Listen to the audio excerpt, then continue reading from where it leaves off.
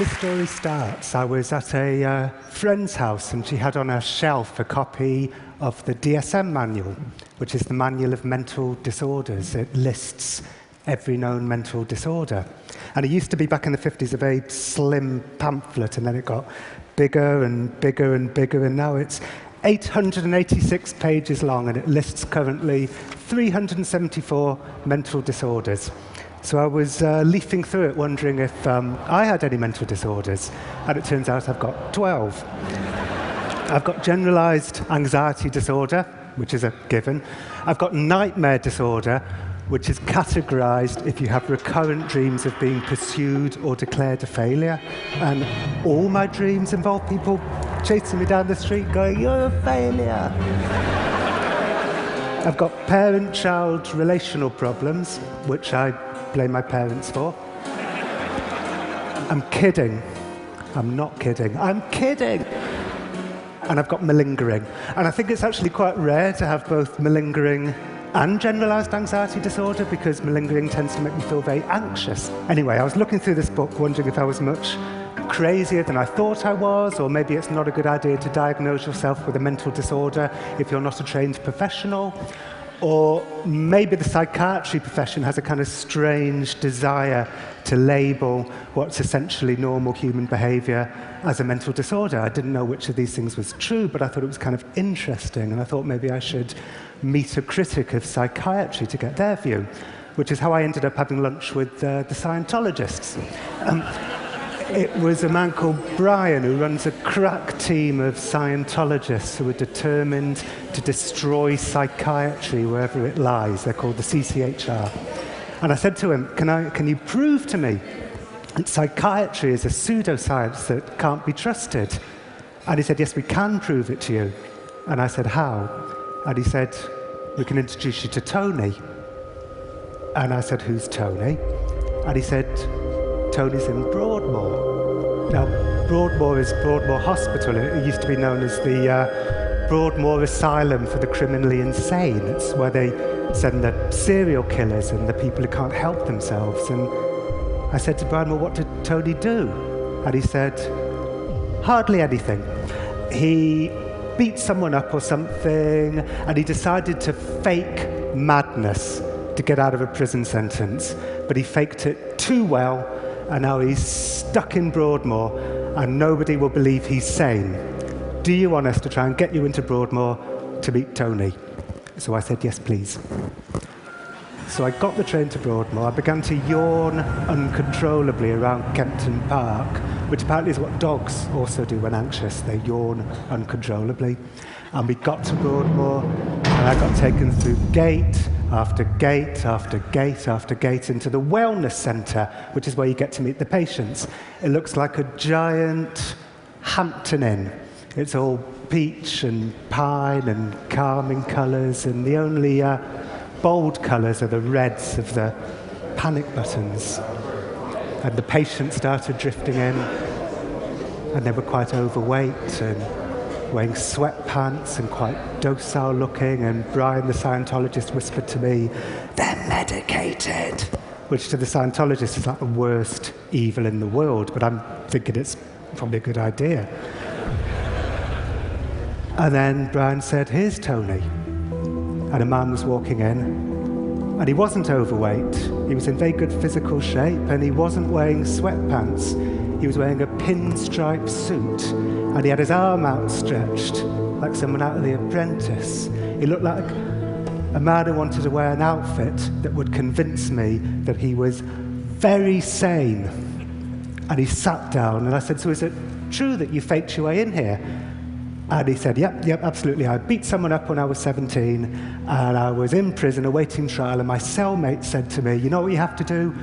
Fake madness. Tell him you're mad, you'll get sent to some cushy hospital, nurses will bring you pizzas, you'll have your own PlayStation." So I said, "Well, how did you do it?" He said, "Well, I asked to see the prison psychiatrist, and I'd just seen a film called Crash, in which people get sexual pleasure from crashing cars into walls. So I said to the psychiatrist, I get sexual pleasure from crashing cars into walls." And I said, "What else?" He said, "Oh yeah, I told the psychiatrist that I wanted to watch women as they died because it would make me feel more normal. And I said, where'd you get that from? He said, oh, from a biography of Ted Bundy that they had in the prison library. Anyway, he faked madness too well, he said, and they didn't send him to some cushy hospital. They sent him to Broadmoor. And the minute he got there, he said he took one look at the place, asked to see the psychiatrist, said, there's been a terrible misunderstanding. I'm not mentally ill. I said, how long have you been here for? He said, well, if I'd just done my time in prison for the original crime, I'd have got 5 years. I've been in Broadmoor for 12 years. Tony said that it's a lot harder to convince people you're sane than it is to convince them you're crazy. He said, I thought the best way to seem normal would be to talk to people normally about normal things like football and what's on TV. I subscribed to New Scientist, and recently they had an article about how the US Army was training bumblebees to sniff out explosives. So I said to a nurse, did you know that the US Army's training bumblebees to sniff out explosives? When I read my medical notes, I saw they'd written, believes bees can sniff out explosives. He said, you know, they're always looking out for non-verbal clues to my mental state, but how do you sit in a sane way? How do you cross your legs in a sane way? It's just impossible. You know, when Tony said that to me, I thought to myself, am I sitting like a journalist? Am I crossing my legs like a journalist?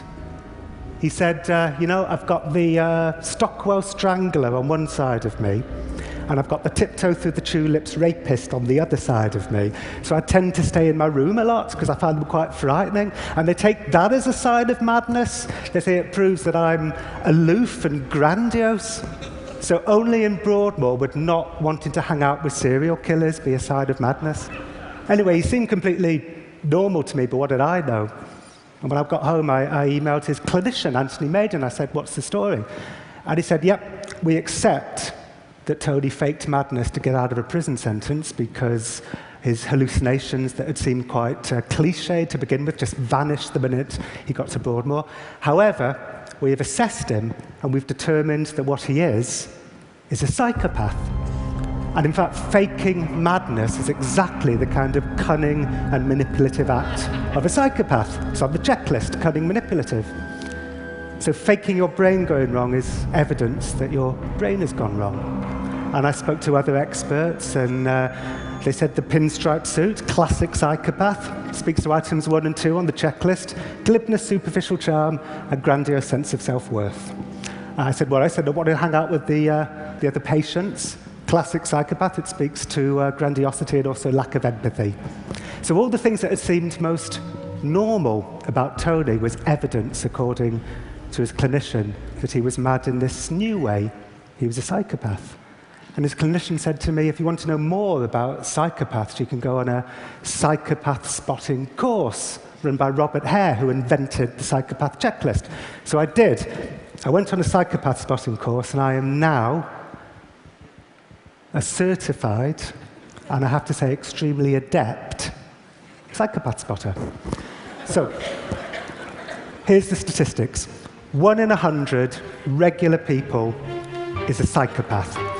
So there's 1,500 people in this room. 15 of you are psychopaths. Although that figure rises to 4% of CEOs and business leaders, so I think there's a very good chance there's about 30 or 40 psychopaths in this room. It could be carnage by the end of the night. Hare said the reason why is because capitalism at its most ruthless rewards psychopathic behavior, the lack of empathy, the glibness, cunning, manipulative. In fact, capitalism, perhaps at its most remorseless, is a physical manifestation of psychopathy. It's like a form of psychopathy that's come down to affect us all. And Hare said to me, you know what, forget about some guy at Broadmoor who may or may not have faked madness. Who cares? That's not a big story. The big story, he said, is corporate psychopathy. You want to go and interview yourself some corporate psychopaths. So I gave it a try. I wrote to the Enron people. I said, can I come and interview you in prison to find out if you're psychopaths? They didn't reply. So I changed tack. I emailed Chainsaw Al Dunlap, the asset stripper from the 1990s. He would come into failing businesses and close down 30% of the workforce, just turn American towns into ghost towns. And I emailed him and I said, I believe you may have a very special brain anomaly that makes you special, interested in the predatory spirit and fearless. Can I come and interview you about your special brain anomaly? And he said, come on over. So I went to Al Dunlap's grand Florida mansion. It was filled with sculptures of predatory animals. There were lions and tigers. He was taking me through the garden. There were falcons and eagles. He was saying to me over there, you've got sharks and more. He was saying this in a less effeminate way. You've got more sharks and you've got tigers. It was like Narnia. And then we went into his kitchen. Now, Al Dunlap would be brought in to save failing companies. He'd close down 30% of the workforce, and he'd quite often fire people with a joke. Like, for instance, one famous story about him, somebody came up to him and said, I've just bought myself a new car. And he said, well, you may have a new car, but I'll tell you what you don't have, a job. So in his kitchen, he was standing there with his wife, Judy, and his bodyguard, Sean. And I said, you know how I said in my email that you might have a special brain anomaly that makes you special? And he said, yeah, it's an amazing theory. It's like Star Trek. You're going where no man has gone before. And I said, well, some psychologists might say that this makes you... And he said, what? And I said, a psychopath. And I said, I've got a list of psychopathic traits in my pocket. Can I go through them with you? And he looked intrigued, despite himself, and he said, OK, go on. And I said, OK, grandiose sense of self-worth, which I have to say would have been hard for him to deny because he was standing underneath a giant oil painting of himself. He said, well, you've got to believe in you. And I said, manipulative. He said, that's leadership. And I said, shallow affect, an inability to experience a range of emotions. He said, who wants to be weighed down by some nonsense emotions? So he was going down the psychopath checklist, basically turning it into who moved my cheese. But I did notice something happening to me the day I was with Al Dunlap. Whenever he said anything to me that was kind of normal, like he said no to juvenile delinquency, he said he got accepted into West Point, and you know, they don't let delinquents in West Point. He said no to many short-term marital relationships. He's only ever been married twice. Admittedly, his first wife cited in her divorce papers that he once threatened her with a knife and said he always wondered what human flesh tasted like. But people say stupid things to each other in bad marriages in the heat of an argument. And his second marriage has lasted 41 years.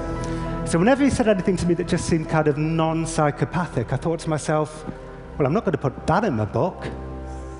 And then I realized that becoming a psychopath spotter had kind of turned me a little bit psychopathic, because I was desperate to shove him in a box marked psychopath. I was desperate to define him by his maddest edges. And I realized that, oh my God, this is what I've been doing for 20 years. It's what all journalists do. We travel across the world with our notepads in our hands and we wait for the gems. And the gems are always the outermost aspects of our interviewee's personality. And we stitch them together like medieval monks, and we leave the normal stuff on the floor.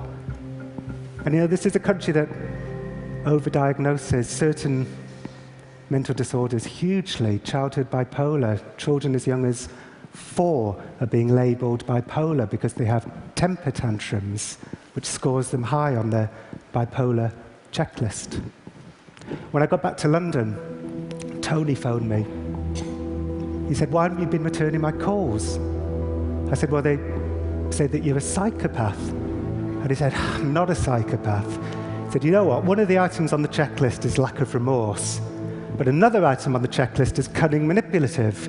So when you say you feel remorse for your crime, they say, typical of the psychopath, to cunningly say he feels remorse when he doesn't. It's like witchcraft. They turn everything upside down. He said, I've got a tribunal coming up. Will you come to it? So I said, OK. So I went to his tribunal. And after 14 years in Broadmoor, they let him go.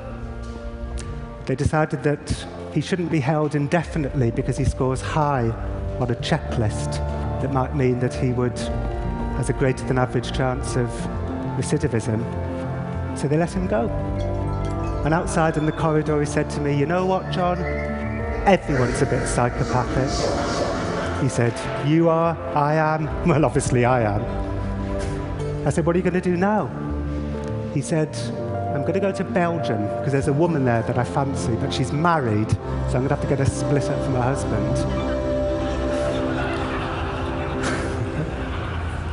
Anyway, that was 2 years ago, and that's where my book ended. And for the last 20 months, everything was fine. Nothing bad happened. He was living with a girl outside London. He was, according to Brian the Scientologist, making up for lost time, which I know sounds ominous, but isn't necessarily ominous. Unfortunately, after 20 months, he did go back to jail for a month. He got into a fracas in a bar, he called it. Ended up going to jail for a month, which I know is bad, but at least a month implies that it's whatever the fracas was, wasn't too bad. And then he phoned me. And you know what? I think it's right that Tony is out, because you shouldn't define people by their maddest edges. And what Tony is he's a semi-psychopath. He's a grey area in a world that doesn't like grey areas. But the grey areas are where you find the complexity, and it's where you find the humanity, and it's where you find the truth. And Tony said to me, John, can I buy you a drink in a bar? I just want to thank you for everything you've done for me. And I didn't go. What would you have done? Thank you.